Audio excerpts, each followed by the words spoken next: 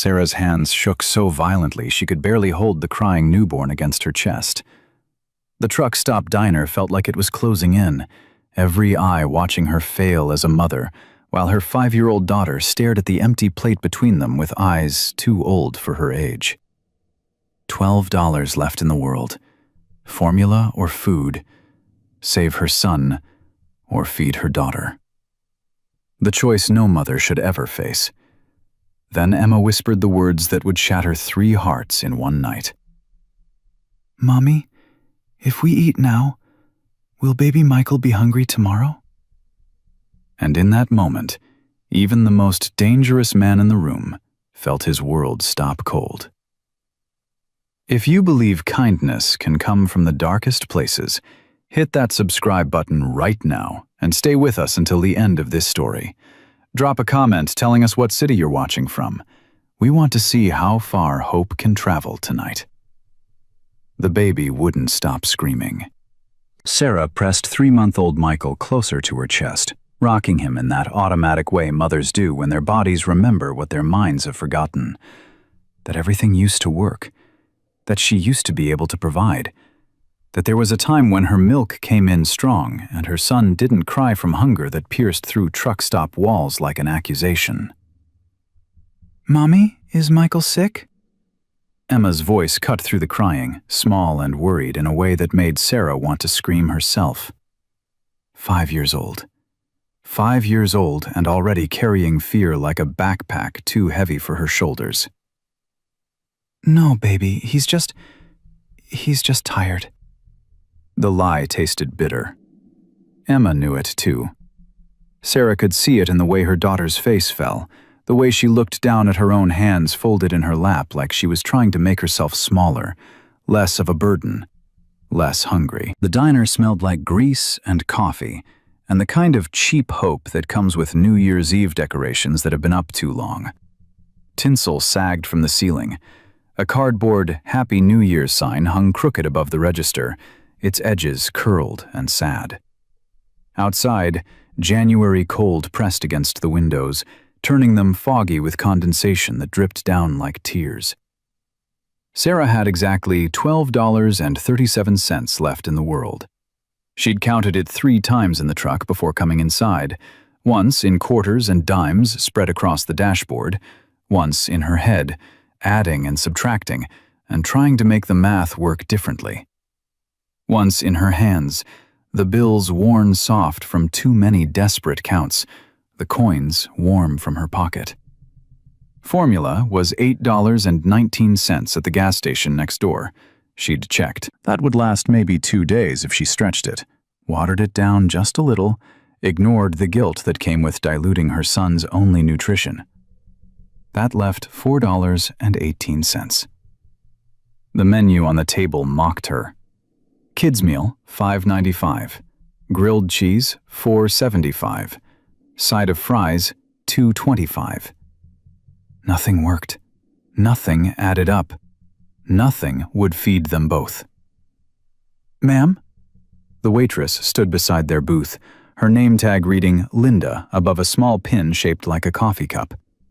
She was older, maybe 60, with hair dyed an unnatural shade of red, and eyes that had seen too many women like Sarah counting change and swallowing pride. Just water, please, for both of us." Linda's expression shifted, something between pity and recognition that made Sarah's stomach clench harder than hunger ever could. "Honey, you sure? Water's fine." Sarah's voice came out harder than she meant. "Thank you." Michael's crying escalated, that desperate newborn wail that signals real distress, not just fussiness. Other diners glanced over. A man at the counter frowned. A couple in the corner booth whispered to each other, their faces arranged in that particular expression of judgment that people wear when they think poverty is a personal failing. Sarah stood up fast, too fast, the world tilting slightly from standing too quick on too little food. "I'm going to the restroom. Emma, stay here." "Mommy!" "Stay here, baby. I'll be right back." The bathroom was small and smelled like industrial cleaner trying to hide something worse. Sarah locked the door and leaned against it, Michael still screaming against her chest. She tried to nurse him, knowing it wouldn't work, knowing her body had given up producing enough milk weeks ago when the stress and the hunger and the grief had dried up everything inside her. He latched anyway, desperate, and she felt the pull of him trying to get something that wasn't there. The failure of it, the physical proof that she couldn't even do this one basic thing, broke something inside her chest. 6 months. 6 months since David died. 6 months since the construction site accident that took her husband and left her with medical bills from a complicated birth, funeral costs she'd borrowed money to cover, and 2 children who needed her to be stronger than she'd ever been asked to be. She'd tried. God, she'd tried. Applied for assistance and got lost in paperwork that required addresses she didn't have anymore. Worked 2 part-time jobs until the daycare costs ate everything she earned. Sold everything worth selling. Wedding ring, TV, David's tools that she'd held onto for weeks because letting them go felt like losing him again. Now she lived in her truck, a 2003 Ford Ranger with a camper shell that leaked when it rained and turned into an icebox when the temperature dropped. She'd parked it behind this truck stop because the manager hadn't kicked them out yet, because the bathroom had running water, because she could pretend for a few hours that they had somewhere to be instead of nowhere to go. Michael was still crying, that hungry cry that no amount of rocking would fix.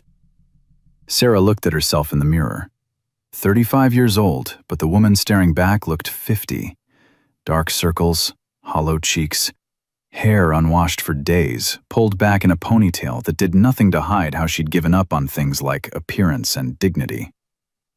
Her phone buzzed in her pocket. She pulled it out with one hand, still holding Michael with the other. Final notice. Electric bill, $347 past due. She almost laughed. Electric bill for an apartment she didn't live in anymore, for an address that belonged to a landlord who'd changed the locks when she was 3 weeks late on rent. The bill didn't know she was homeless. The system didn't care. She deleted the message.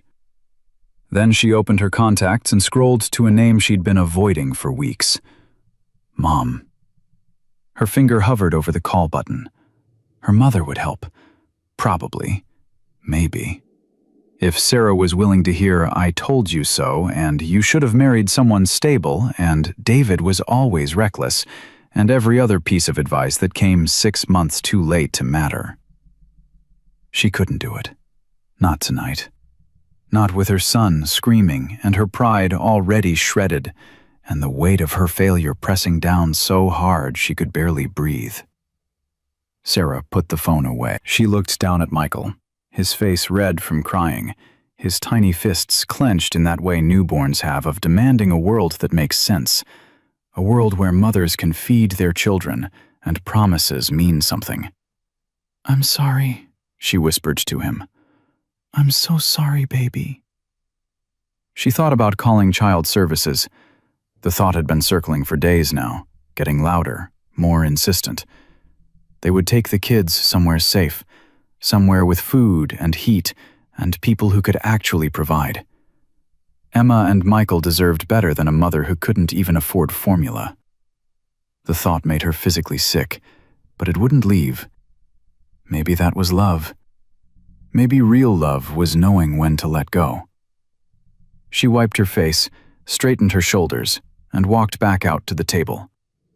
Emma was drawing on a napkin with a crayon Linda must have given her. She looked up when Sarah approached, and the hope in her face, the pure, uncomplicated trust that Mommy would fix everything, nearly destroyed what was left of Sarah's composure. "Is Michael better?" He's okay, sweetie." Sarah sat down. Michael had exhausted himself into hiccuping sobs, that aftermath of crying that's somehow worse than the crying itself. She held him against her shoulder, patting his back, going through motions that felt increasingly pointless. Linda came by again, setting down 2 glasses of water without being asked. "Honey, I know it's not my place, but you're right." Sarah kept her voice level, polite. "It's not your place." Linda's face tightened, but she nodded and walked away. Emma took a sip of water, trying to make it last, trying to pretend it was filling. She'd gotten so good at pretending lately. Pretending she wasn't hungry. Pretending the truck was a fun adventure. Pretty digging Daddy was just away at work, instead of buried in a cemetery plot Sarah couldn't afford to visit. "Mommy, can I tell you something?" "Of course, baby." "Jenny at daycare, before we had to stop going, she said poor people don't deserve nice things." Emma's voice got quieter. "Are we poor people?" The question landed like a physical blow. Sarah opened her mouth, but nothing came out. What was she supposed to say?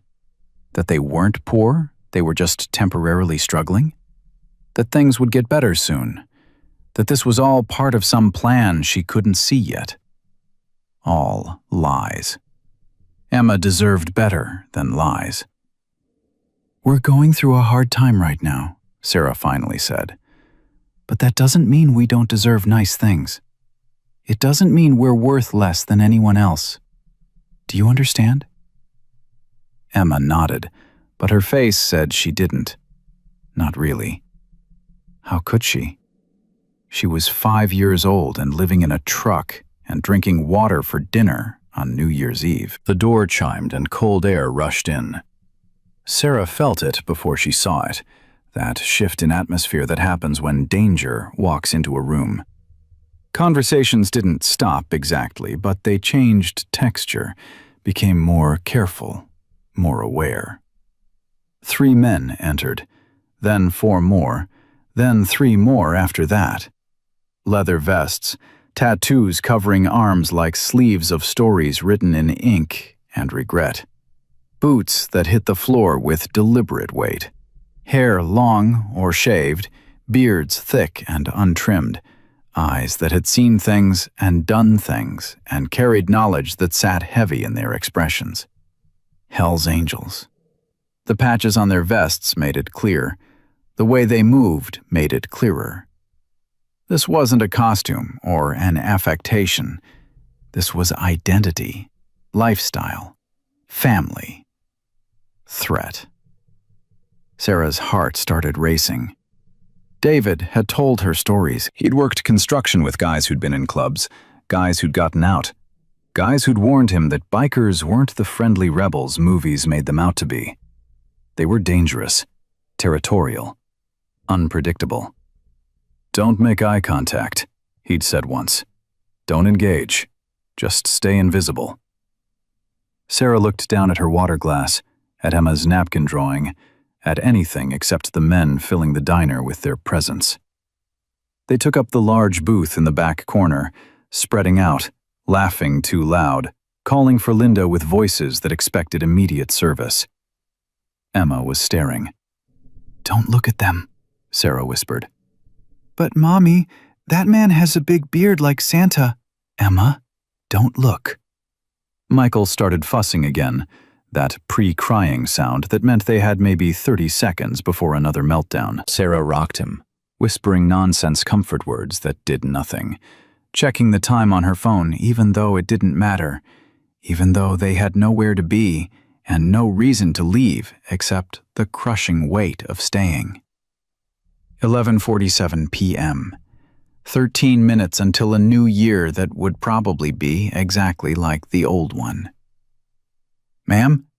A different voice this time, younger, male. Sarah looked up. The diner's manager stood beside their table, Bill, according to his name tag. Mid-50s, balding, with the kind of face that had probably been friendly once, but had been hardened by years of dealing with difficult customers and tight margins. "I'm going to need you to order something or move along. We're getting busy." Sarah glanced around. The diner was half empty, except for the bikers.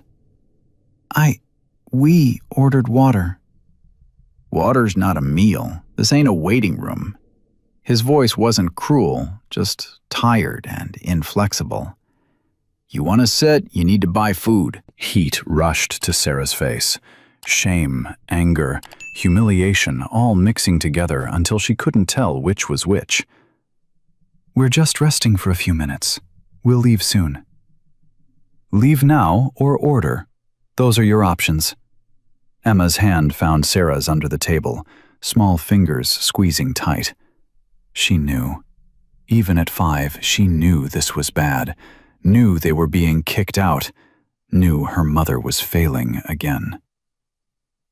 "Please," Sarah heard herself say, hating the word even as it left her mouth. "It's cold outside, and my baby—" "Not my problem. You want charity? There's a church 3 blocks down. They do meals on Wednesdays." "It's Tuesday." "Then I guess you'll have to wait." Bill pulled out his order pad with exaggerated patience. "So what's it gonna be? Food or leaving?" Sarah's vision blurred with tears she refused to let fall. $12.37. Formula or food? Michael or Emma? There was no right answer. "We'll take—" Her voice cracked. She cleared her throat. Tried again. "We'll take 1 kid's meal, grilled cheese, and milk instead of soda. $5.95 plus tax. That would leave her enough for formula if she skipped the tax and counted exact change and prayed the gas station register didn't round up." "That's for the little girl?" Bill gestured at Emma. "Yes." "And what about you?" "I'm not hungry."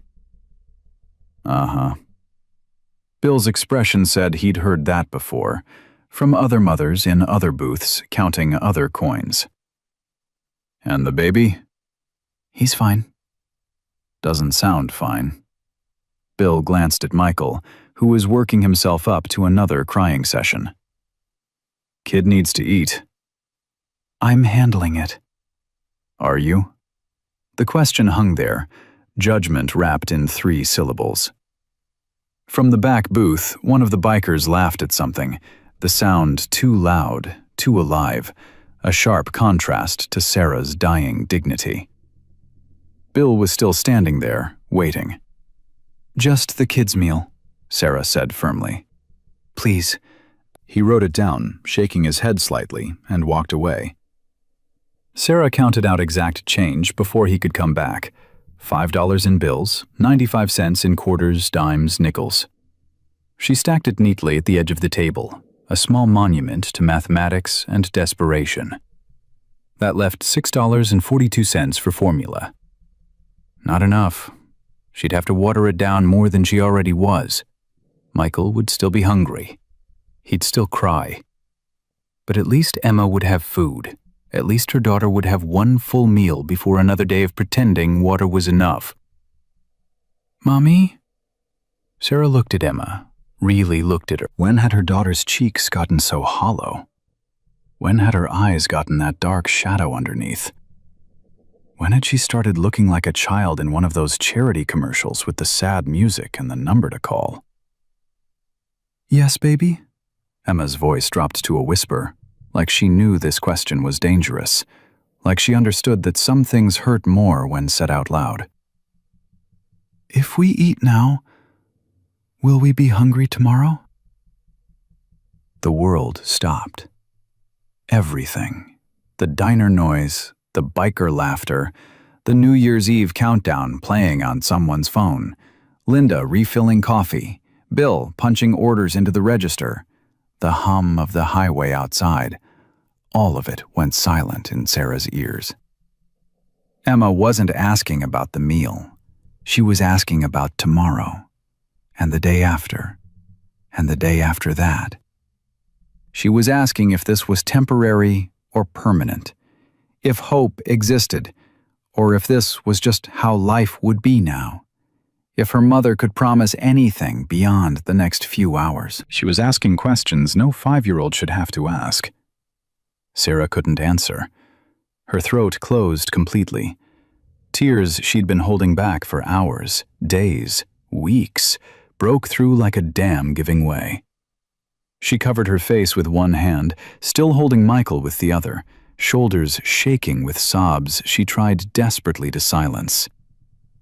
"I'm sorry, Mommy." Emma's voice pitched higher, panicked. "I'm sorry, I won't ask anymore." "No, baby, no." Sarah forced the words out between gasps. "You didn't do anything wrong. You didn't—" But she couldn't finish. The grief, the shame, the bone-deep exhaustion of trying and failing and trying again, it all poured out in the middle of a truck-stop diner while her daughter watched her fall apart and her son cried from hunger she couldn't fix. The diner had gone quiet again. That terrible kind of quiet where everyone is pretending not to notice, pretending not to hear, giving privacy that feels more like isolation. Everyone except one person. In the back booth, a man had gone completely still. His fork hung suspended halfway to his mouth, forgotten. His eyes, dark and hard and carrying decades of their own stories, were locked on Sarah's table with an intensity that would have terrified her if she'd been capable of noticing anything beyond her own breaking. His name was Marcus Stone, though the patch on his vest read Reaper, and for the first time in 8 years, he was remembering exactly why that nickname had never felt quite right. Marcus Stone hadn't thought about his daughter in 3 hours, which was a record.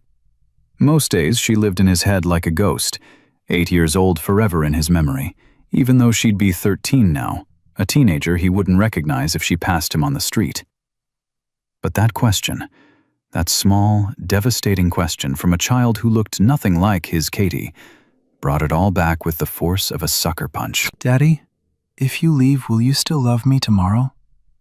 His daughter had asked him that the last time he'd seen her. Custody hearing. His ex-wife's lawyer painting him as dangerous, unstable, a ticking time bomb wrapped in leather and PTSD.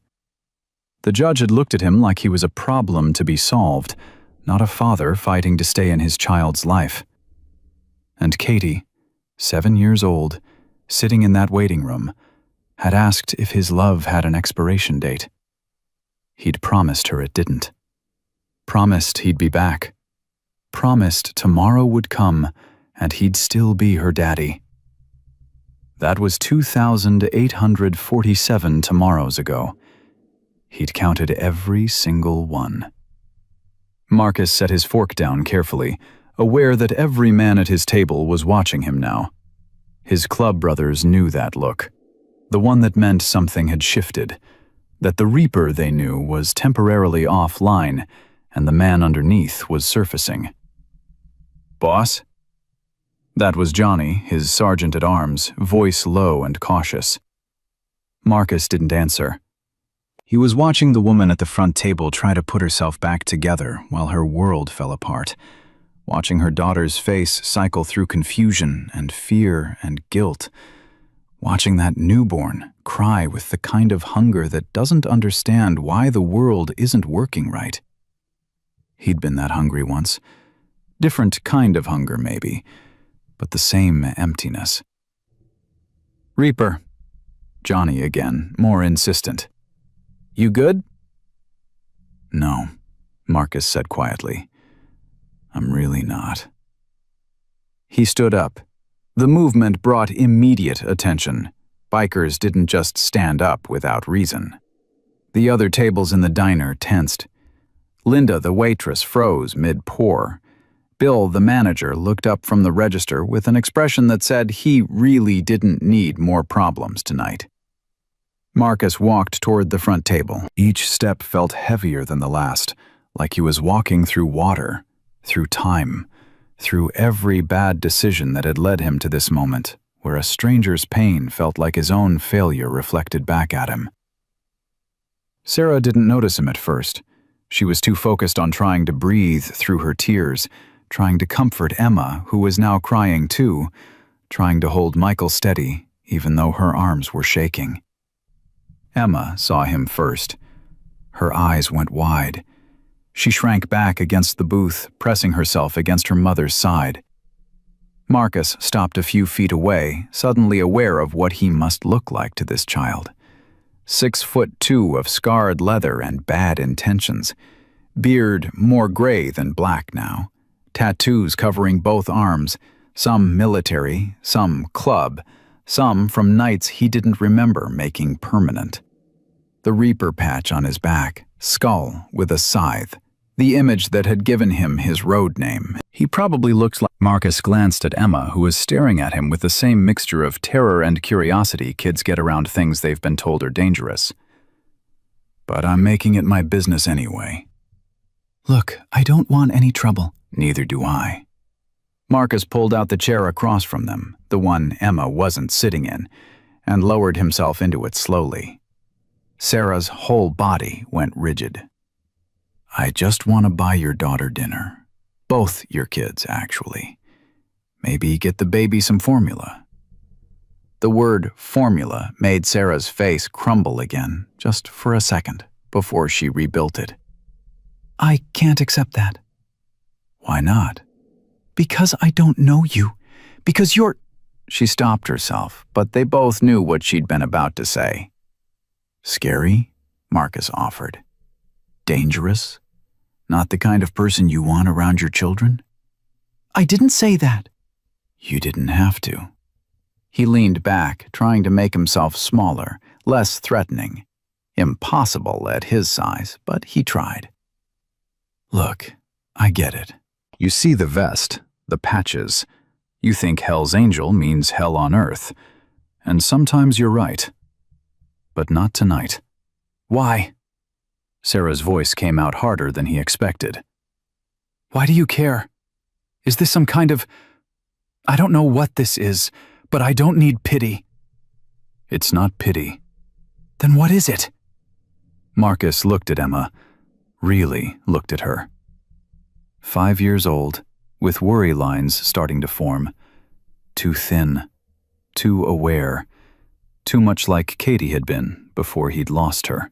It's a second chance, he said quietly. For me, not you. Sarah frowned, confused. I don't understand. You don't need to. Marcus pulled out his wallet, old and worn, held together more by habit than leather at this point. Linda! The waitress appeared so fast she must have been hovering nearby, waiting to see if this interaction would turn violent or weird, or both. Yeah, Reaper? Bring them a real meal, whatever they want, and call over to the gas station, have them send over some formula. The good stuff, not the store brand. Diapers, too, whatever size the baby needs. Linda's eyes widened. Reaper, that's gonna be... I know what it's gonna be. Put it on my tab. You don't have a tab. Then start one. He pulled out 3 20s and set them on the table. This should cover it. If it doesn't, come find me. Sarah was shaking her head before he finished. No, I can't. Yes, you can. You don't understand. I understand more than you think. Marcus felt the familiar tightness in his chest, the one that came with memories he usually kept locked down. I had a daughter. Have a daughter. Katie. I lost custody 8 years ago. PTSD from Iraq, anger issues, the whole veteran disaster package. The judge decided I was too dangerous to be a father. Sarah went very still. Last time I saw her, Marcus continued, the words coming out before he could stop them. She asked me if I'd still love her tomorrow. I said yes. I meant it, but I haven't seen her since, so maybe she stopped believing in tomorrow. Or maybe she just stopped believing in me. The diner had gone quiet again, but this was different. People were listening now, not avoiding. Your daughter asked a different question, Marcus said, looking at Emma. But it's the same fear. Will tomorrow come? Will we still be okay? But I'm trying to do a good thing right now. Does that make sense? Emma thought about this with the seriousness only children can bring to moral questions. My daddy said bikers are mean. Your daddy was probably right about some of us. But not you? Not tonight, little darling. Not tonight. Sarah was crying again, but differently now. Not the desperate sobs from before, but something quieter, more confused, like she didn't know whether to be grateful or terrified, or both. "Why?" she asked again. "Why are you doing this?" Marcus looked at his hands, scarred knuckles, tattoos fading with age, hands that had held weapons and bikes, and his daughter when she was small enough to fall asleep on his chest. "Because 8 years ago, I needed someone to help me, and nobody did. Because I failed at being a father, and I can't fix that. But maybe I can fix this. Because that question your daughter asked," his voice caught. "Because no child should have to ask that. Ever." Sarah covered her mouth with her hand, trying to hold back more tears. Linda was still standing there, tears running down her own face now, mascara making dark tracks. "So what's it gonna be?" Marcus asked. "You gonna let me do this? Or are you gonna keep trying to carry this alone?" Sarah looked at Emma, then at Michael, who had finally cried himself into exhausted sleep against her shoulder. "I don't even know your name." "Marcus. But everyone calls me Reaper." "That's a terrible name for someone trying to convince me you're safe." He almost smiled. "Yeah, I know. What's yours?" "Sarah. This is Emma and Michael." "Nice to meet you, Sarah." Marcus stood up, pulled out another 20. "Linda, add pie to that order. Kids like pie, right?" "Kids love pie," Linda confirmed, wiping her eyes. "Then pie for everyone." He looked back at Sarah. "I'm gonna go back to my table now. You're gonna eat. You're not gonna worry about the bill. And tomorrow we'll figure something else out. Deal?" Sarah opened her mouth, closed it, opened it again. "I can't just take your money." "You're not taking it. I'm giving it. There's a difference." Marcus started to walk away, then turned back. "And Sarah, your daughter asked if you'd be hungry tomorrow. The answer is no. I'm going to make sure of that." He walked back to his booth where his club brothers sat in various states of confusion and surprise. "What the hell was that?" Johnny asked as soon as Marcus sat down. "That was me paying a debt I've owed for 8 years." "To who?" "To my daughter. To every kid who's ever been hungry. To myself." Marcus picked up his fork, then put it down again. His food looked obscene now, abundant and wasteful. "Johnny, call Melissa." "Your ex-wife? Boss, you haven't talked to her in 8 years. I know. Call her anyway. Tell her I want to talk to Katie. Set up a meeting, whatever it takes." "Reaper, you sure about this?" "No, but I'm doing it anyway." At the front table, Linda was taking Sarah's order while Emma pointed excitedly at menu items she'd probably never thought she'd get to taste. Sarah was still crying quietly, but she was also ordering food, accepting help, letting herself be saved, even though Marcus could see how much it cost her pride. Michael woke up and started fussing again, that pre-cry sound of a hungry baby. Marcus stood up again. "Where you going now?" Johnny sounded exasperated. "Gas station's taking too long. I'll get the formula myself." He walked out into the January cold without his jacket, barely feeling it. The gas station was just across the parking lot. He grabbed formula, the expensive kind, the one that said closest to breast milk on the label, and diapers, and, on impulse, a stuffed animal. A small rabbit, soft and white and innocent. The cashier rang it up. $43. Marcus paid with cash and walked back across the parking lot, his breath making clouds in the freezing air. When he walked back into the diner, Sarah was eating. Actually eating, not just pushing food around. Emma had ketchup on her face and was talking animatedly about something that made her mother smile, really smile, for the first time probably all night. Marcus walked to their table and set the formula and supplies down without a word. Sarah looked up at him, and her eyes were so full of gratitude and confusion and fear and hope that he had to look away. "Thank you," she whispered. I don't know how to thank you." "You just did." He set the stuffed rabbit in front of Emma. "For you, little darling. Every kid should have a friend." Emma's eyes went huge. She looked at her mother for permission. Sarah nodded, tears falling again. Emma grabbed the rabbit and hugged it so tight Marcus thought she might crush it. "I'm gonna name him Angel," she announced. "Because you're like an angel, but scary." Several bikers in the back booth laughed at that. Marcus felt something crack in his chest, something that had been frozen for 8 years. "That's a good name," he managed. He started to walk away for the second time when Sarah's voice stopped him. "Marcus?" He turned. "Tomorrow," Sarah said quietly. "You said we'd figure out tomorrow. What did you mean?" And there it was. The question he'd been avoiding. The promise he'd made without thinking through whether he could keep it.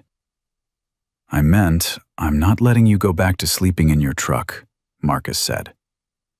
"I meant I know people who can help with jobs, housing, childcare. I meant I've got resources and connections and a whole motorcycle club full of men who've been where you are."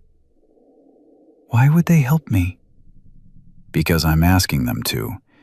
And because most of us remember what it's like to be hungry and desperate and one bad day from giving up completely." From the back booth, Johnny called out, "Boss is right. We've got your back, ma'am." Other voices joined in, gruff and loud and surprisingly sincere. Sarah looked overwhelmed, like she'd stumbled into some alternate reality where bikers were guardian angels and strangers kept promises. "I don't understand any of this," she said. "You don't have to understand it. You just have to accept it." Marcus pulled out his phone. "What's your number? I'm gonna call you tomorrow. Make sure you and the kids are okay. Then we're gonna figure out next steps." Sarah recited her number in a daze. Marcus saved it under Sarah tomorrow. "Get some rest," he told her. "Real rest, not truck rest." "Linda, you got any motel recommendations nearby?" "There's a decent place 2 blocks down," Linda said. "Clean, quiet, $70 a night." Marcus pulled out his wallet again. "Marcus, no," Sarah started. 2 nights, Marcus said, handing Linda money. "Give her the key. Tell them to bill me for any extras." "You can't keep doing this," Sarah protested. "Watch me." "This is too much. It's not enough." Marcus looked at Emma playing with her new rabbit, at Michael sleeping peacefully with a full stomach for probably the first time in days. "It's not nearly enough, but it's a start." He walked back to his table one final time. His food was cold. He didn't care. He couldn't have eaten it anyway, not with his throat tight and his chest aching and memories of Katie flooding back so hard he could barely breathe. "You okay, boss?" Johnny asked quietly. "No," Marcus said honestly. "But I'm better than I was an hour ago." He pulled out his phone and did something he hadn't done in 8 years. He called his ex-wife. It rang 4 times. He almost hung up. Then, "Hello?" Her voice. Melissa. Still the same, even after all these years. "It's Marcus." Silence, long and heavy and full of history. "Marcus? Jesus Christ, I thought you were dead." "Not yet." He watched Sarah gathering her things, Emma clutching the rabbit, both of them looking like they couldn't quite believe their luck had changed. "Mel, I need to talk to Katie. I know I don't have a right to ask. I know it's been 8 years. But I need to tell her I'm sorry. I need to tell her I kept my promise. What promise? That I'd still love her tomorrow. I need her to know that tomorrow came. 2,847 of them. And I loved her through every single one. More silence. Then, quietly, She asks about you sometimes. Marcus closed his eyes. She does? She's 13 now, Marcus. She wants to know her father. She wants to know if you're okay. She wants... Melissa's voice broke. She wants to know if you still love her. God, yes. More than anything. Always. Then maybe it's time to tell her that yourself. And just like that, the door he thought was locked forever cracked open just enough to let light through. Marcus heard himself breathing into the phone, each inhale shaky and unfamiliar. He hadn't cried in combat, hadn't cried at his father's funeral, hadn't cried when the judge read the custody decision. But hearing that his daughter still thought about him, still wondered, still cared, that broke something loose. "When?" he asked. "When can I talk to her?" Marcus, we need to do this right. I can't just hand the phone to a 13-year-old girl who hasn't heard your voice since she was 5. She needs preparation. She needs... I know. He forced himself to think clearly. I'm not trying to rush this, Mel, I need her to know I didn't forget. I need her to know tomorrow came. Melissa's voice softened. Next weekend. Come to the house, Saturday afternoon. I'll talk to her first, make sure she wants to see you. And if she doesn't? Then you'll have to accept that. A pause. But Marcus, I think she will. I think she's been waiting for you to come back. The call ended, and Marcus sat there staring at his phone like it held the answers to questions he'd stopped asking years ago. Johnny was watching him with concern. "Boss, you look like you've seen a ghost." "I think I just did," Marcus said quietly. "My own ghost. The father I used to be." Across the diner, Sarah was standing up, carefully gathering Emma and Michael. She caught his eye and mouthed, "Thank you," one more time before heading toward the door. Marcus stood up fast, nearly knocking over his water glass. "Sarah, wait!" She turned, Emma holding tight to her hand, the white rabbit clutched in the little girl's other arm. "The motel Linda mentioned. You're going there tonight, right? Not back to your truck?" Sarah's face flushed. How did you know about the truck? "I didn't know for sure, I guessed." He walked closer, keeping his voice low so Emma wouldn't hear. "But I've seen enough people living out of vehicles to recognize the signs. The way you're dressed in layers, the bags under your eyes that come from not sleeping horizontal, the fact that you came into a diner on New Year's Eve with $12 and a newborn." Sarah's jaw tightened. I'm doing my best. "I know you are. That's why I'm not letting you go back there tonight." You can't tell me what to do. "You're right. I can't." Marcus pulled out the motel key Linda had given him. "But I can give you this.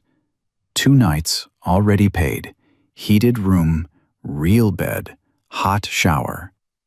You can say no if you want, but then you're refusing help your kids need, not just you." It was a low blow, and he knew it. Sarah's eyes flashed with anger. That's not fair.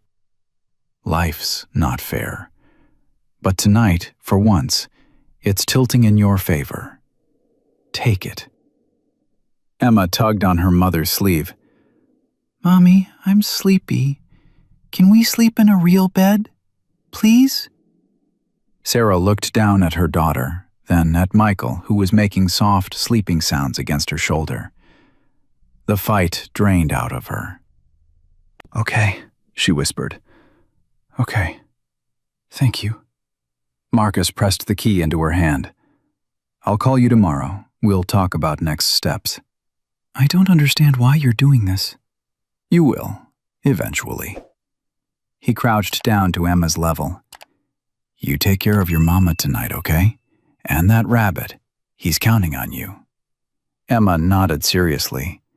I will. I'll keep everyone safe. They left, and Marcus watched through the diner window as Sarah loaded her kids into an old Ford Ranger with a camper shell. Exactly as he'd suspected. He saw her hesitate before driving toward the motel, saw that moment where pride almost won over necessity. But she went. That was something. All right, Marcus said, turning back to his table where 8 of his club brothers sat watching him like he'd sprouted wings. Emergency meeting, now. Here? Johnny looked around the diner. Boss, we usually do church at the clubhouse. Here, now. Because by the time we get to the clubhouse, I'll have talked myself out of what I'm about to do. The men pulled their chairs closer, forming a tight circle. Linda brought coffee without being asked, then stayed nearby like she knew something important was happening. Marcus laid it out plain. That woman, Sarah, she's living in her truck with 2 kids. Husband died 6 months ago, drowning in medical debt and funeral costs. Lost her apartment, lost her job, down to her last $12. And her 5-year-old daughter just asked if eating tonight meant starving tomorrow. The table went quiet. These were hard men who'd done time and fought wars and survived things that broke weaker people. But children suffering hit different. What do you need from us? That was Tommy, their road captain, a Vietnam vet with grandkids of his own. Everything, Marcus said. I need Rico to talk to his landlord about that vacant unit above the garage. I need Danny to ask his wife if she's still hiring at the daycare. I need someone with construction contacts to find this woman real work, not under-the-table nonsense that disappears when she needs it most. And I need all of us to dig deep tonight, because formula and diapers aren't one-time purchases. You're asking us to adopt a stranger, Johnny said, but there was no judgment in his voice, just clarification. I'm asking us to be who we tell ourselves we are, when we're drinking at the clubhouse and talking about brotherhood and loyalty. I'm asking us to prove that those words mean something beyond the club. Rico spoke up. My landlord's my uncle. The unit's been empty for 3 months. I can get her in there by next week. First month free if I explain the situation. I'll talk to Maria about the daycare, Danny added. She's always looking for good people to help with the kids. If Sarah's desperate enough to live in her truck for her children, she'll work hard. Maria respects that. Tommy crushed out his cigarette. I've got a buddy who runs a commercial cleaning company. Not glamorous, but it's steady, pays decent, and they're always hiring. Night shifts might work if she's got childcare during the day. One by one, the men started offering solutions. Phone numbers, connections, resources that individually meant little, but collectively could rebuild a life. Marcus felt something shift in his chest. These men, these dangerous, tattooed, criminal-adjacent men, were proving what he'd always believed but rarely saw. That being broken doesn't mean you're useless. That survival sometimes requires accepting help.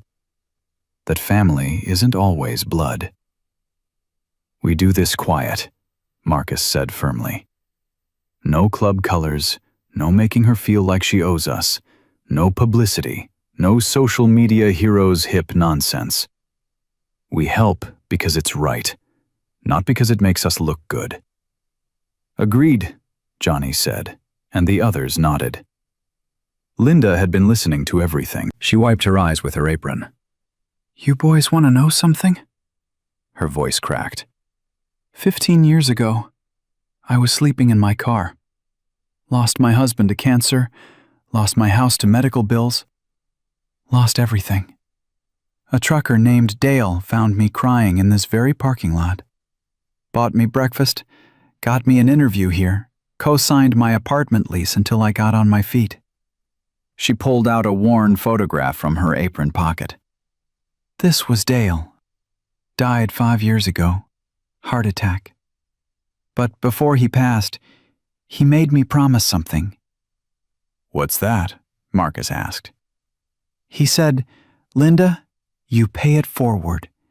You watch for the ones who are drowning, and you throw them a rope before they go under. Because somebody did that for you, and somebody probably did it for me. And that's how the world works when it's working right. She tucked the photo away. So whatever you boys are planning, you count me in. Sarah gets free meals here whenever she needs them, and I'll keep my eyes open for others who need throwing a rope. Marcus stood up and did something he'd never done before. He hugged Linda, this 60-something waitress with dyed red hair and a heart bigger than the Texas sky. Dale was a good man, he said.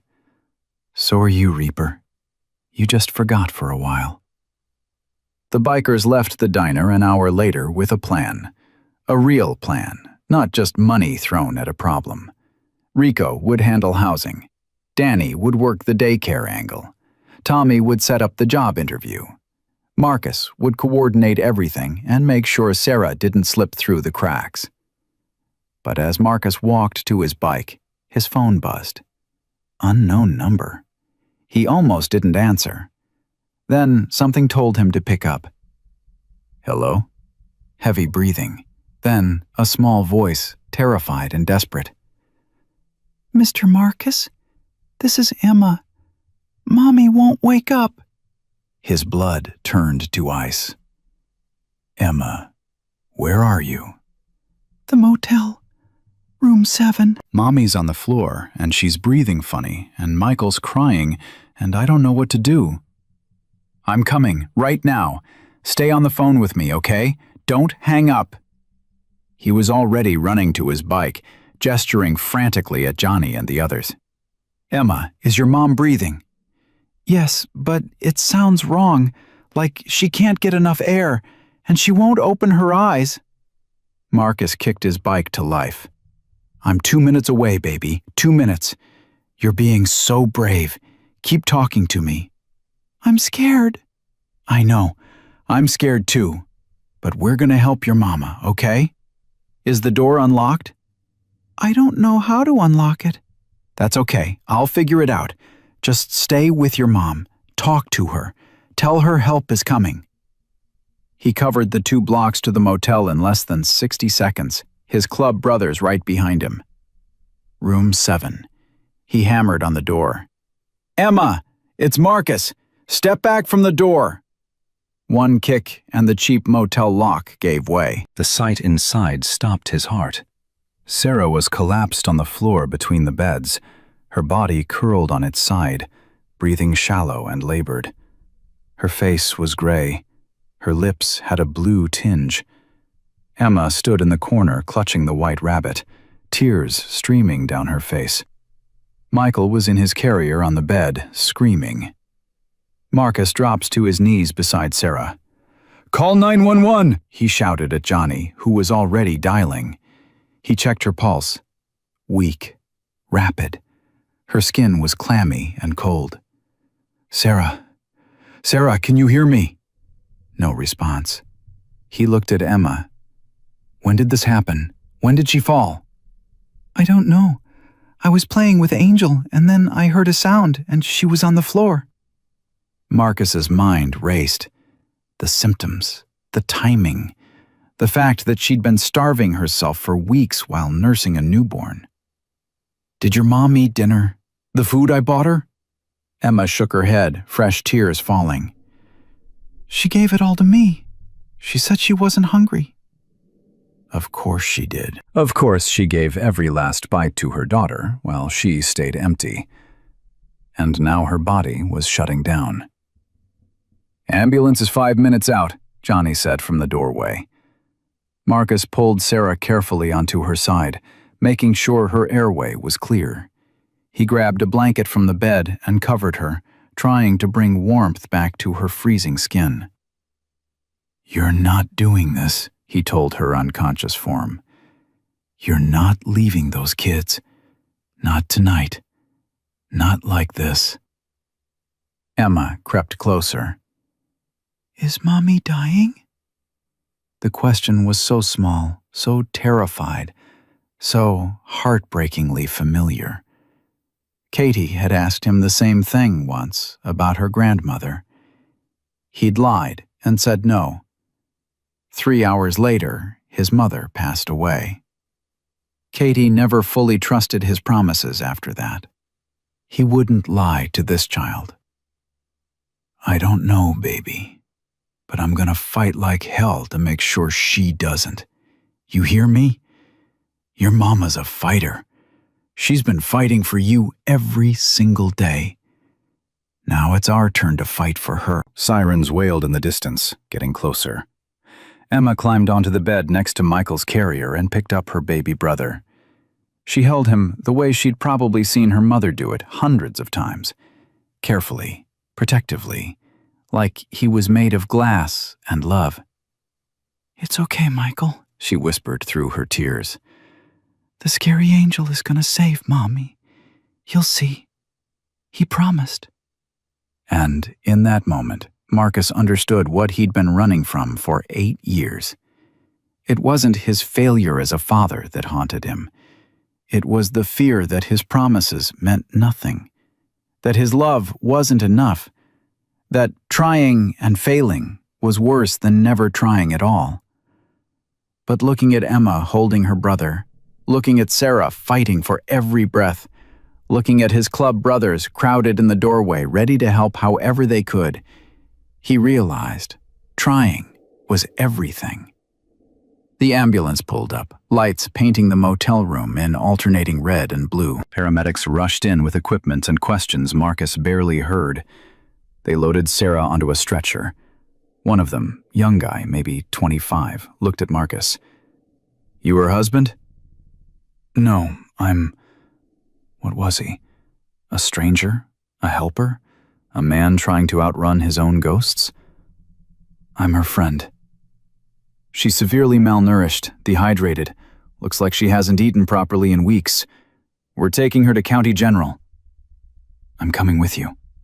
"Family only." "Those kids are 5 and 3 months old. Their father's dead. Their mother's unconscious. I'm the closest thing to family they've got right now, so unless you want to call child services and put them in the system tonight, I'm coming with you." The paramedic looked at Emma and Michael, then back at Marcus. "Get in." Marcus scooped up Emma in one arm, grabbed Michael's carrier with the other. Johnny stepped forward. "We'll follow in the truck. Bring supplies, whatever they need." "Thanks, brother." The ambulance doors closed, and they were moving. Sarah hooked up to IVs and oxygen. Emma pressed against Marcus's side like she'd known him her whole life instead of 3 hours. "Mr. Marcus?" "Yeah, baby?" "You said you failed your little girl, but you're not failing us. You're saving us." His vision blurred. "Your mama's the one who's been saving you all along. I'm just catching you before you fall." "Daddy used to say that angels catch people when they fall. I thought he meant in heaven. But maybe he meant here, too." Marcus looked down at this 5-year-old child who'd lost her father, was losing her home, had just watched her mother collapse, and still found a way to believe in angels. "Yeah," he said, his voice breaking. "Maybe he did." The hospital loomed ahead, bright and sterile and full of questions Marcus didn't have answers to. But he had something better than answers. He had a phone full of contacts, a club full of brothers, and a promise he'd made to a little girl who asked if tomorrow would come. Tomorrow was coming, and for the first time in 8 years, Marcus was going to be there when it arrived. The emergency room doors slid open with a mechanical hiss that sounded too clinical for the chaos inside Marcus's chest. Nurses swarmed the stretcher, voices clipping short medical terms he didn't understand. Sarah disappeared behind curtains and urgent hands, while Marcus stood frozen in the bright fluorescent hallway, holding 2 children who weren't his. "Sir, I need you to step back." A nurse with kind eyes and an immovable expression blocked his path. Family only beyond this point. Marcus started, then stopped. What was he? "These are her kids. I'm all they've got right now." Are you the father? "No." Legal guardian? "No." Then I'm sorry, but you'll need to wait in the lobby. We'll update you when we can. Emma's grip on his neck tightened. Don't leave us. The nurse's expression softened, but didn't change. Sir, please. Marcus wanted to argue, wanted to use his size and his voice and his club patch to intimidate his way through, but Emma was shaking against him, and Michael was starting to fuss, and everything his instincts told him to do would only make things worse. Fine. He turned toward the waiting area, each step feeling like retreat, like failure. The waiting room smelled like antiseptic and fear. Plastic chairs lined the walls, half of them occupied by people with their own emergencies, their own desperate waits. Marcus chose a corner where he could see the doors and sat down carefully, Emma still clinging to him, Michael's carrier balanced on his knee.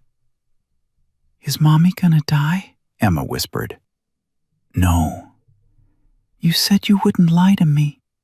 Marcus closed his eyes. This kid was too smart, too aware, too everything a 5-year-old shouldn't have to be. I don't think she's gonna die. The doctors here are good. They're gonna help her. But you don't know for sure. No, baby, I don't know for sure. I wish I did. Emma pulled back enough to look at his face. My daddy died in a hospital. Mommy said the doctors tried really hard, but sometimes trying isn't enough. The words hit Marcus like shrapnel. Your daddy was right about trying. It's all we can do. Try hard and hope harder. Do you pray? Not in a long time. Maybe you should start again. Emma's voice held that simple child logic that made complicated things sound obvious. Mommy says God listens better when lots of people ask. Marcus didn't believe in God. Not after Iraq, not after losing Katie, not after watching good people suffer while bad ones prospered. But looking at this little girl who'd lost her father and was losing her mother and still believed prayers mattered, he couldn't say that out loud. Then you pray, he told her. And I'll try. Michael started crying, that hungry wail Marcus was learning to recognize. He checked his watch. Nearly 1 a.m. The baby needed formula, needed changing, needed things Marcus didn't have and didn't know how to get. His phone buzzed. Johnny. We're 10 minutes out. What do you need? Everything. Formula, diapers, maybe something for Emma to eat. She's scared and I'm... His voice cracked. I don't know what I'm doing, Johnny. Yeah, you do. You're keeping those kids safe until their mama can do it herself. That's what you're doing. The hospital won't let me back there. They're asking about family, about legal guardianship, if social services gets involved. They're not taking those kids. We won't let them. It's not up to us. Then we make it up to us. Johnny's voice hardened with determination. You hold down the fort. We're bringing reinforcements. The call ended, and Marcus sat there trying to figure out how to feed a 3-month-old baby with no supplies and no experience. Emma was watching him with those 2 old eyes. You don't know how to make a bottle, do you? No, baby, I don't. I can show you. Mommy taught me in case of emergencies. Her voice got smaller. She said emergencies happen, and I needed to know how to help. What kind of life had this child been living that her mother taught her emergency baby care at 5 years old? Emma climbed down from his lap and reached for Michael's carrier. First, you have to warm the water, not too hot. Then you add the powder and shake it. Not too hard or it gets bubbles, and that makes Michael's tummy hurt. She recited the instructions like a script she'd memorized, and Marcus felt something break inside him. This wasn't childhood. This was survival training. A woman approached them, mid-40s, official-looking, carrying a tablet and wearing an expression Marcus had learned to distrust on sight. Excuse me, are you here with Sarah Mitchell? Yes. I'm Jennifer Parrish, social worker. I need to ask you some questions about the children. Marcus's stomach dropped. They're fine. They're with me. And you are? A friend. How long have you known Ms. Mitchell?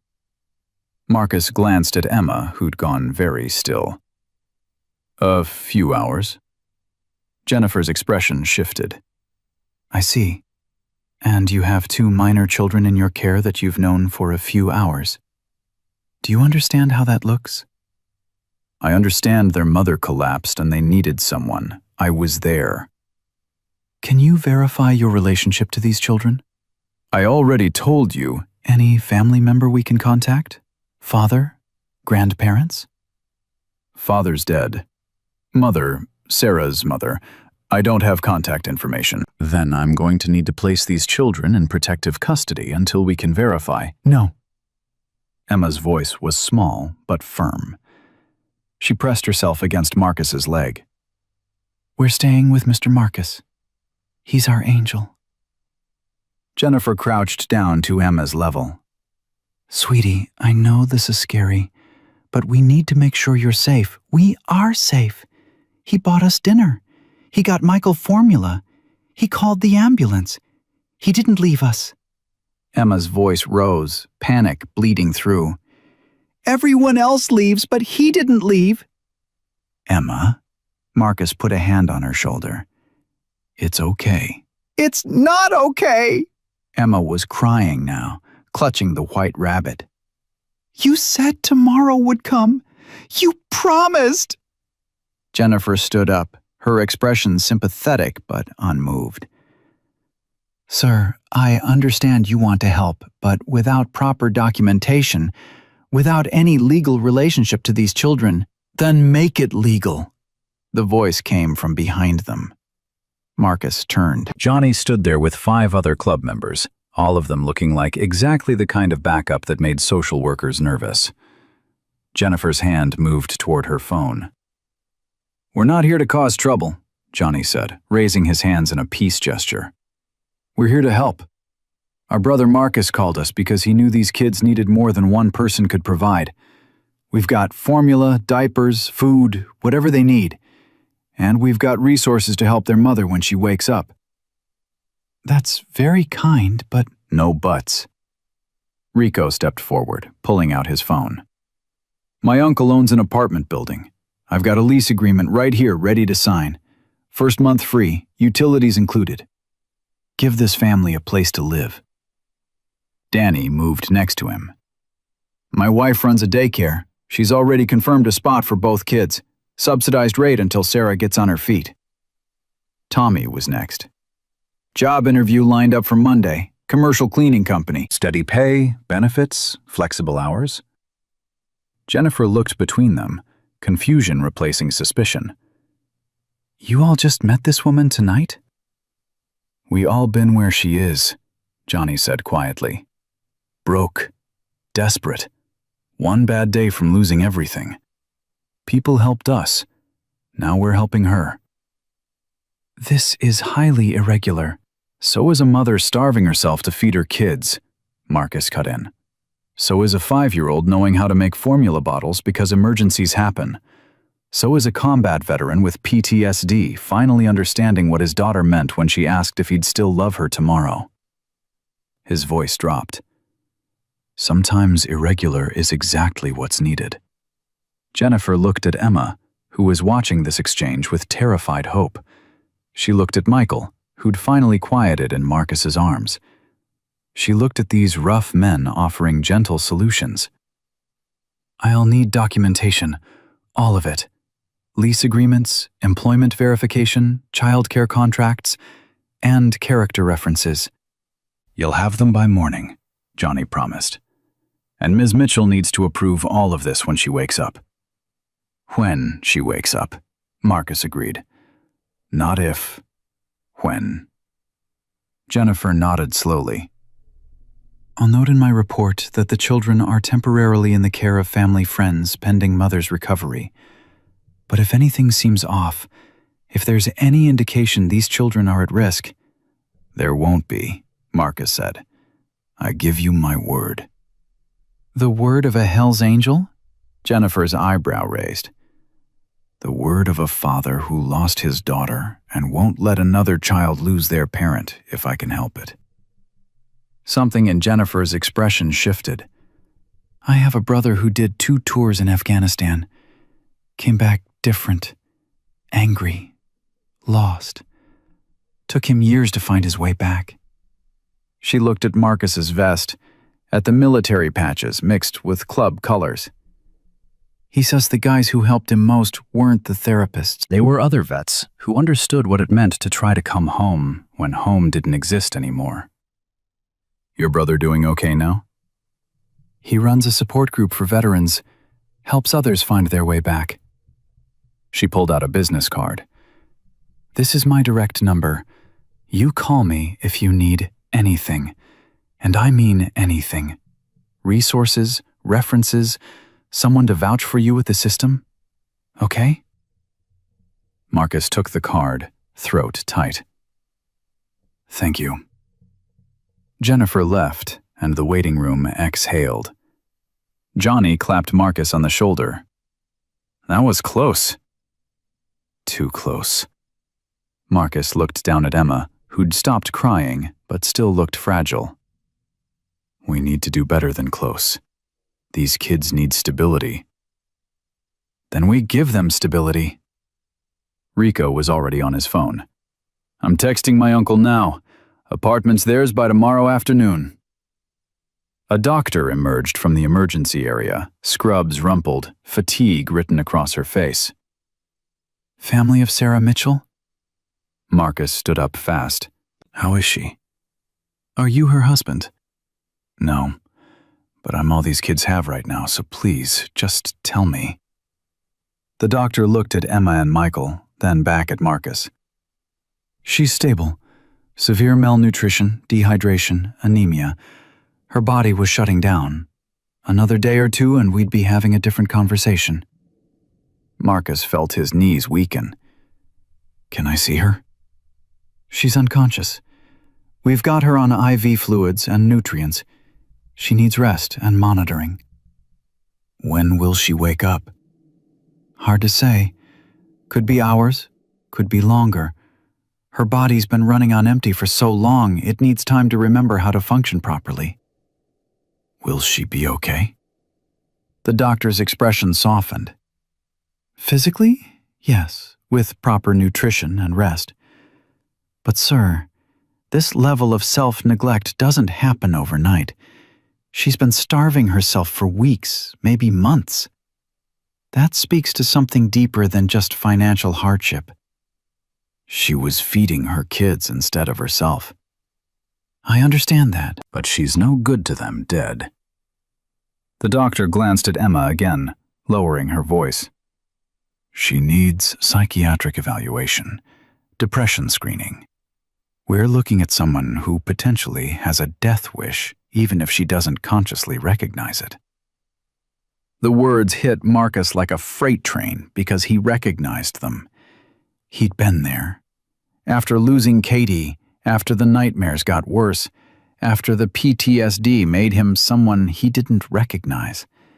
There'd been nights when not waking up seemed easier than facing another day. What does she need? He asked. Time, medical supervision, nutrition, counseling. The doctor paused. And people who won't let her disappear into herself. People who'll fight for her, even when she's forgotten how to fight for herself. She's got that now. Good. Because those kids need their mother. And from what I've seen tonight, she needs them too.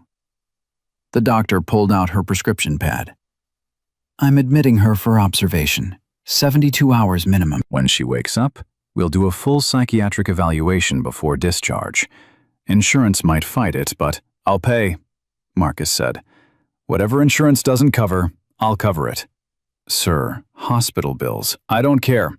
Whatever it costs, send me the bill. The doctor studied him for a long moment. You really care about this woman. I care about those kids having a mother. I care about keeping promises. I care about... He stopped, swallowed hard. I care about being the person I needed when I was drowning and nobody threw me a rope. Then make sure you're taking care of yourself, too. Can't save someone else if you're going under yourself. She left, and Marcus sank back into the plastic chair, Emma immediately climbing into his lap.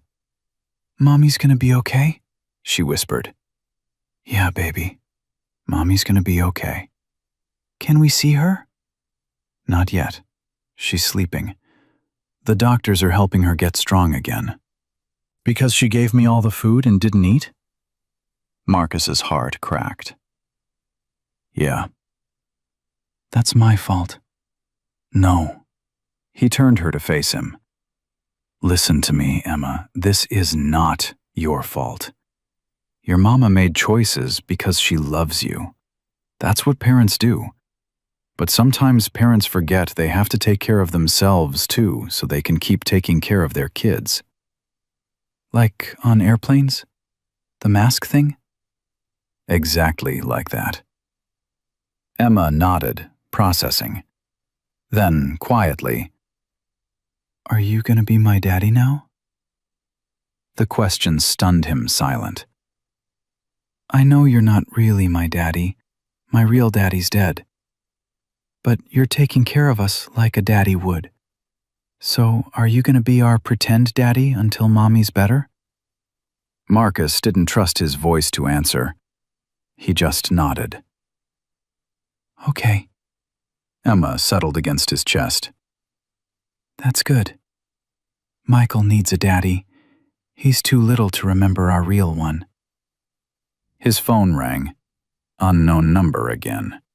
He almost ignored it, then something made him answer. Hello? Dad? Time stopped. Katie. His daughter.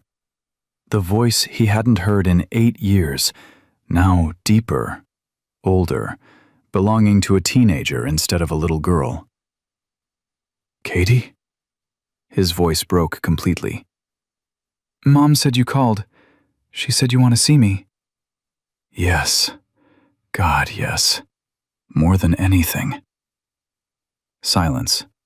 Then, Why now? Why not before? because I was scared. Because I thought you were better off without me. Because I believed the lie that loving you from a distance was the same as being your father. It's not the same. I know. I'm sorry, Katie. I'm so sorry. More silence. He could hear her breathing, could imagine her standing somewhere safe and warm while he sat in a hospital holding someone else's children, trying to be the father he'd failed to be for his own daughter. I'm scared too, Katie finally said. I'm scared you'll leave again. I'm scared you'll promise to stay and then disappear. I'm scared... Her voice cracked. I'm scared I'll love you again and you'll break my heart again. I know. I'm scared of the same things. But Katie, I'm here now. I'm trying. He looked at Emma sleeping against him, at Michael, who trusted him to keep them safe. I'm learning that trying is everything, that showing up is everything, that tomorrow only matters if you're there when it comes. Mom said you're helping some family. Strangers. Yeah. Why? Because a little girl asked her mama if eating today meant being hungry tomorrow. And I realized that's the same question you asked me 8 years ago. Just different words, Katie was quiet for so long, Marcus thought she'd hung up. I want to see you, She finally whispered. but I'm scared. Me too, baby.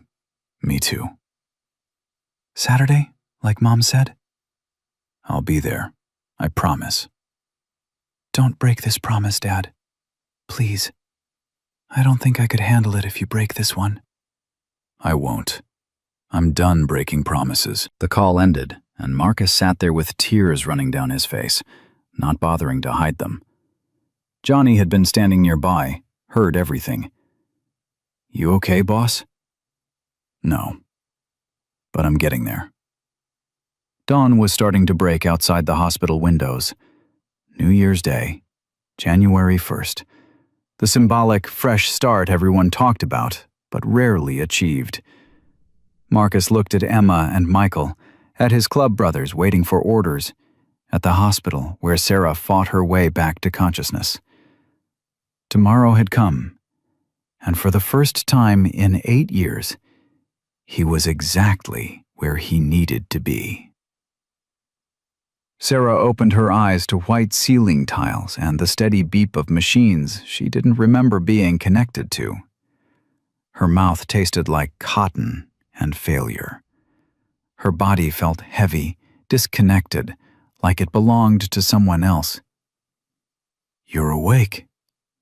She turned her head slowly.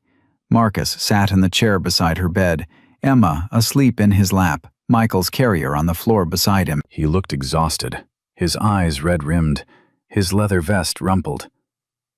My kids, her voice came out as a croak.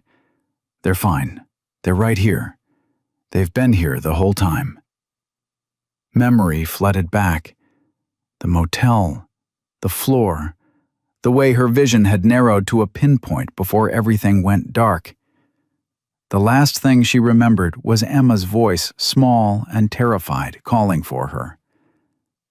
I collapsed. Yeah. In front of Emma. Yeah. Shame burned through her chest, hotter than any fever. She called you. She did.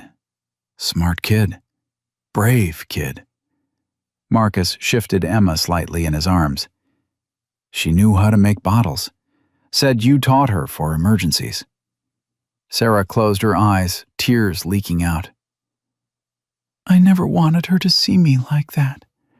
I never wanted... I know. But she did see it. And now we deal with what comes next. What comes next is you leave, and I figure out how to get my kids back from social services.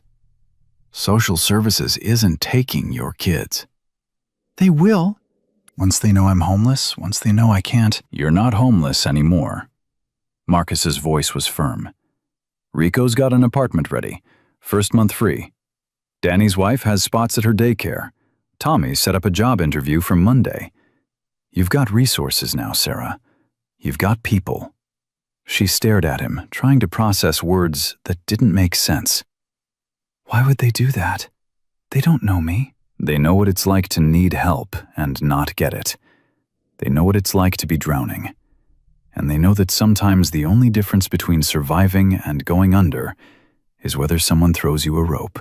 I can't pay them back. Nobody's asking you to pay them back. They're asking you to survive. They're asking you to be there for your kids. They're asking you to accept that you're worth saving, even when you don't believe it yourself.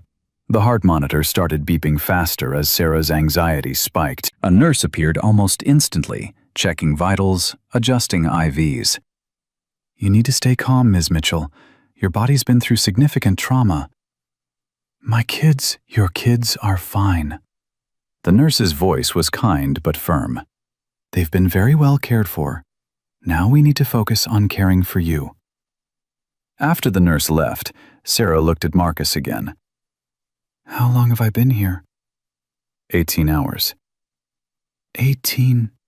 She tried to sit up, couldn't. I need to get out of here. The hospital bills alone already handled. You can't just pay my medical bills. I can, and I did. End of discussion. This isn't your problem. You're right. It's not my problem.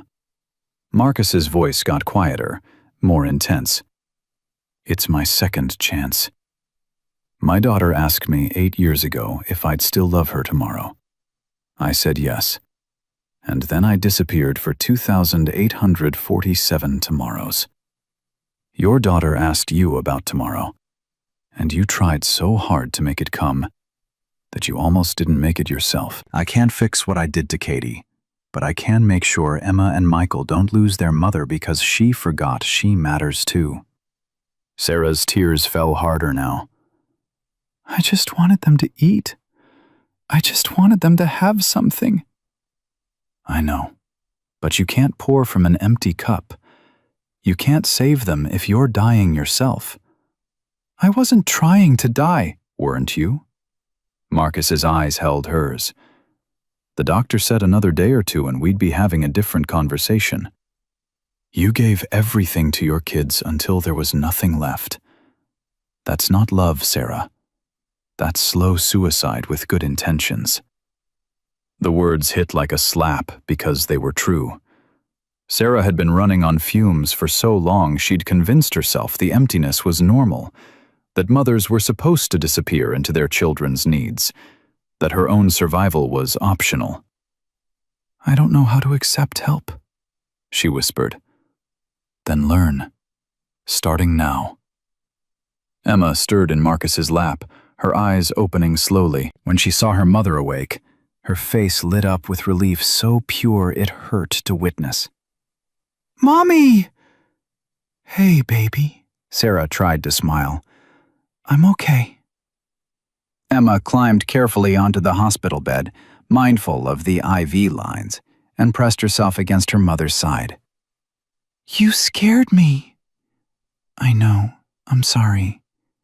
Mr. Marcus said you forgot to take care of yourself because you were too busy taking care of us. He's right. Are you going to remember now? Sarah looked at Marcus over Emma's head. Yeah, baby. I'm going to remember. The door opened, and Johnny walked in carrying coffee, followed by Rico, Danny, and Tommy. They filled the small hospital room with their presence, these rough men who'd decided she was worth saving. You look better than you did last night, Johnny observed. That's a low bar, Sarah said weakly. Rico stepped forward. Got the keys to your apartment right here. It's small, 1-bedroom, pull-out couch, but it's clean and warm and it's yours. I can't. You can, Danny cut in. And Maria wants to meet you tomorrow. She says any mother who'd starve herself to feed her kids is exactly the kind of person she wants working with children. The job interview's Monday at 10, Tommy added. Commercial cleaning company. Not glamorous, but it's steady. Benefits kick in after 90 days. Sarah looked at these strangers who'd become something else overnight. Why are you all doing this? Because Marcus asked us to, Johnny said simply. And because he don't ask for much. When he does, it matters. Also because we've all been broke and desperate at some point, Rico added, and we remember who helped and who walked past. The doctor came in then, clipboard in hand, expression professional but concerned. Ms. Mitchell, we need to discuss your treatment plan. Can we do this later? No, we do this now. The doctor glanced at the bikers. Privately. Marcus stood up. We'll wait outside. But Emma clung to her mother. I want to stay with Mommy. Baby, the doctor needs to talk to me alone. Is she going to take us away? Emma's voice went high with panic. Is she going to say we can't stay together? No, the doctor said firmly, crouching to Emma's level. Nobody's taking you anywhere. I just need to talk to your mama about how we're going to help her get healthy again. That's all. I promise. Emma looked at Marcus for confirmation. It's okay, he told her. Come on, let's go find Michael a bottle. Your mama will be right here when we get back. They filed out, and Sarah was alone with the doctor and her own failures. You have severe malnutrition, anemia, and signs of prolonged stress trauma, the doctor said, without preamble. I'm also concerned about your mental health. The level of self-neglect we're seeing suggests depression, possibly PTSD from losing your husband. I'm fine. You collapsed from starvation while trying to care for an infant. You're not fine. The doctor's voice softened. Sarah, I'm not judging you. I'm trying to help you. But I need you to be honest with me. Have you thought about hurting yourself? No. Have you thought about your children being better off without you? Sarah's silence was answer enough. I thought so. The doctor made notes. I'm requiring counseling as part of your discharge plan. Weekly sessions, minimum. If you miss appointments, I'm obligated to report to Child Services. Understand? Yes. And you need to eat. 3 meals a day, no skipping, no giving it all to your kids. If you can't do that, we keep you here longer. I'll eat. Promise me. I promise.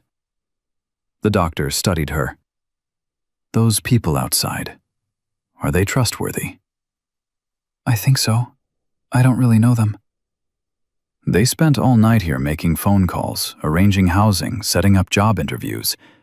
They paid your hospital bills. That man, Marcus, hasn't left this room except to take care of your children. She paused. In my experience, people don't do that for strangers unless they're either saints or stalkers. Which do you think they are? Sarah almost smiled. Saints, I think. Scary ones. Then let them help you. Because the alternative is your children watching you slowly die from trying to be everything they need. And that's not love, Sarah. That's trauma in progress. The words settled heavy and true. Sarah nodded, crying again, because breaking down seemed to be all she did lately. When the doctor left, the bikers came back in. Marcus handed her a cup of water. The doctor talked to you about counseling? Yeah. You gonna go? Do I have a choice? You always have a choice, but some choices are smarter than others. Sarah drank the water, buying time. I don't know how to do this. Accept help, I mean. I've been alone for so long. Then it's time to learn you're not alone anymore. 3 days later, Sarah stood in her new apartment holding Michael while Emma ran from room to room shouting about having her own space. It wasn't much. 1 bedroom, small kitchen, bathroom that had seen better days. But it was warm and safe, and theirs. Rico had left groceries. Danny's wife, Maria, had dropped off a care package with diapers, wipes, toys for Emma. Linda from the diner had brought casseroles and her phone number with instructions to call if Sarah needed anything, anytime. Marcus leaned against the doorframe, watching Sarah take it all in. You okay? He asked. I don't know. I keep waiting for someone to tell me this is a mistake, that I don't deserve this. You don't get to decide what you deserve. You just get to decide what you do with what you're given. When did you get so wise? About 18 hours ago, when I watched you almost die and realized I'd been dying slowly for 8 years myself. He pushed off the doorframe. I gotta go. Meeting my daughter tomorrow. Need to figure out what to say to her. Marcus. Sarah set Michael in his carrier and walked to him. Thank you. For everything, for not giving up on us. Thank you for letting me try to be better. He left, and Sarah stood in her new apartment with her children and cried. But this time the tears felt different. Like relief. Like hope. Like maybe tomorrow really would come. The job interview went better than expected. The manager, a no-nonsense woman named Carla, looked at Sarah's resume gaps and asked one question. Can you show up on time and work hard? Yes. Good. You start Wednesday. 3 months passed in a blur of work and daycare drop-offs and counseling sessions that hurt more than Sarah expected, but helped anyway. She learned to eat regular meals, learned to ask for help when she needed it, learned that being a good mother meant being a whole person, not just a martyr. Emma started kindergarten, made friends, stopped asking if they'd be hungry tomorrow. Michael grew chubby and healthy, hitting milestones the pediatrician celebrated with genuine joy. And Sarah learned to breathe without her chest aching, learned to wake up without immediately calculating what she couldn't afford, learned that surviving and living weren't the same thing. Marcus came by once a week, usually bringing groceries he claimed were extras, and Emma absolutely believed he'd bought specifically for them. He told her about Katie, about the first meeting that had been awkward and painful and necessary. "She's angry," he'd said. "She's got every right to be, but she's talking to me. That's something." Now, 3 months later, Sarah walked into the truck stop diner that had changed her life, Emma skipping ahead, Michael on her hip. It was New Year's Eve again, exactly 1 year since the night everything fell apart and rebuilt itself. Marcus was already there, sitting in a booth with a teenage girl who had his eyes and his stubborn jaw. Katie. "Sarah!" Marcus waved them over. "This is my daughter, Katie. Katie, this is Sarah and Emma and Michael." Katie studied them with the suspicious wariness of a teenager who'd been hurt before. "You're the family my dad helped. He saved us," Emma said matter-of-factly.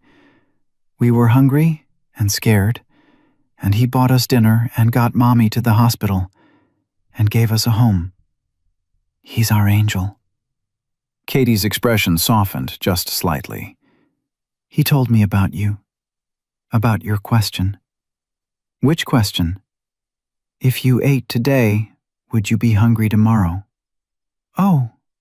Emma thought about this. "I don't ask that anymore. We have food now, and if we don't, people help.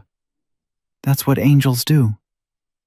"He's not an angel," Katie said, but there was less edge to it. "Maybe not," Emma agreed. "but he's close enough." Sarah watched Marcus watching his daughter, saw the careful hope in his eyes, the fear that this fragile reconnection might shatter. "Your dad's a good man," Sarah told Katie quietly. "He showed up when nobody else did. He kept promises when he didn't have to. He gave us tomorrow." Katie looked at her father. "Mom says you've been different lately, calling more, showing up, actually trying?" "I am trying," Marcus said. "I know that doesn't make up for 8 years, but it's all I've got." "It's a start," Katie said carefully. Then to Emma, "You really think he's an angel?" "A scary angel, the best kind. Because he scares away bad things and helps with good things." Katie almost smiled. "That's actually pretty accurate." The diner door opened and a young woman walked in, probably mid-20s, carrying a toddler on one hip and holding another child's hand. Sarah recognized the look instantly. That desperate calculation, that exhausted fear, that hollow-eyed awareness that everything was falling apart. Emma saw it too. She tugged on her mother's sleeve. "Mommy, that lady looks like how you looked. Before." Sarah's heart clenched. "Yeah, baby, she does." The woman sat down at a table, ordered water for all of them, stared at the menu like it was written in a language she didn't understand. Sarah stood up. "Where are you going?" Marcus asked. "Paying it forward." She walked to the woman's table, Emma following close behind. "Excuse me," Sarah said gently. "I don't mean to intrude, but are you okay?" The woman's eyes filled with tears immediately. "I'm fine. We're fine." I said that too, about a year ago, in this same diner, right before I collapsed from trying to be fine when I was anything but. The woman stared at her. "I don't—" "My name's Sarah. This is Emma. We've been where you are. Let us help. I don't need. Emma stepped forward, holding out her white rabbit.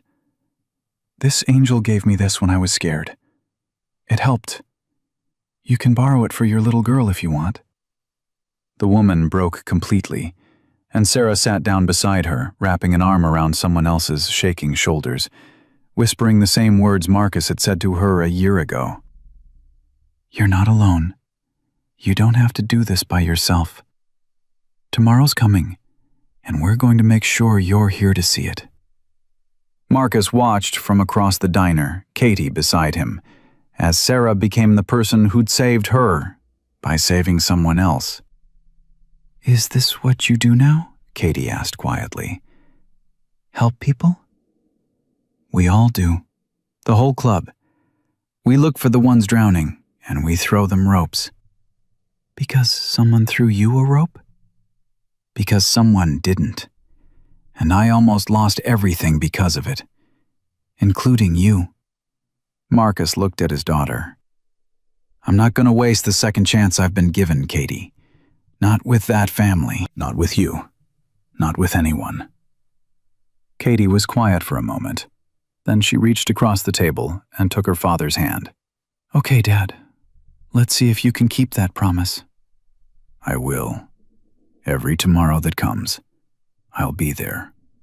Linda, the waitress, brought over plates of food, setting them in front of the struggling mother without being asked, winking at Marcus, who was already reaching for his wallet. Emma returned to their booth, leaving the rabbit with the other little girl, and climbed up beside Katie. Do you know what I learned? Emma asked the teenager. What's that? That angels don't have to be perfect. They just have to show up. And they have to keep showing up, even when it's hard. That's what makes them angels. Katie looked at Marcus, really looked at him, and Sarah saw the moment something shifted. Not forgiveness yet, maybe not for a long time, but possibility. The chance that broken things could be repaired, the fathers could come back, that tomorrows could be different than yesterday's. The diner filled with people as midnight approached, strangers counting down to a new year, to fresh starts and empty promises. But in one booth, a father and a daughter sat together after 8 years apart.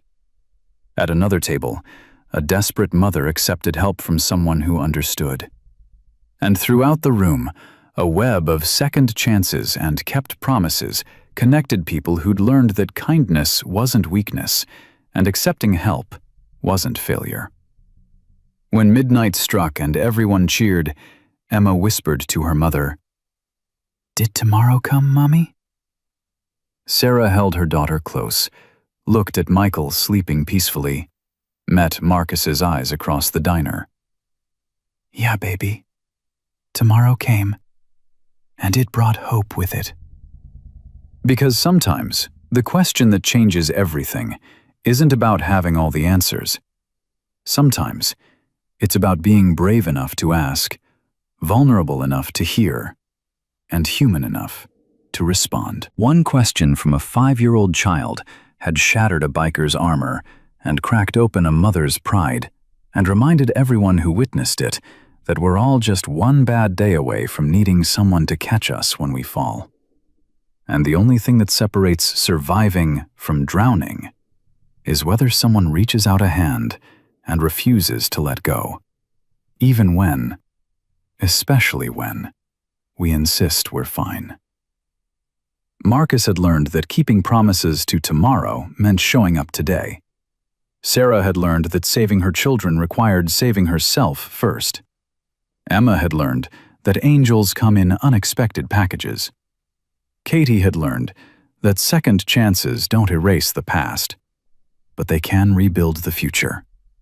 And every person in that diner, whether they knew it or not, had learned that one moment of compassion creates ripples that spread farther than anyone can see. The Hells Angels rode out at 1 a.m., their engines rumbling into the new year. But Marcus stayed behind with his daughter, teaching her the most important lesson he'd ever learned. That tomorrow isn't a promise, it's a choice. and you have to choose it again every single day. One brave decision at a time. One kept promise at a time. One moment of showing up when it would be easier to disappear. And that is how one devastating question on New Year's Eve became the answer that saved multiple lives, healed old wounds, and proved that the scariest-looking angels sometimes have the softest hearts. And the true strength isn't about never falling down. It's about standing back up and then reaching back to help the next person climb out of the darkness into the light of a tomorrow that finally came.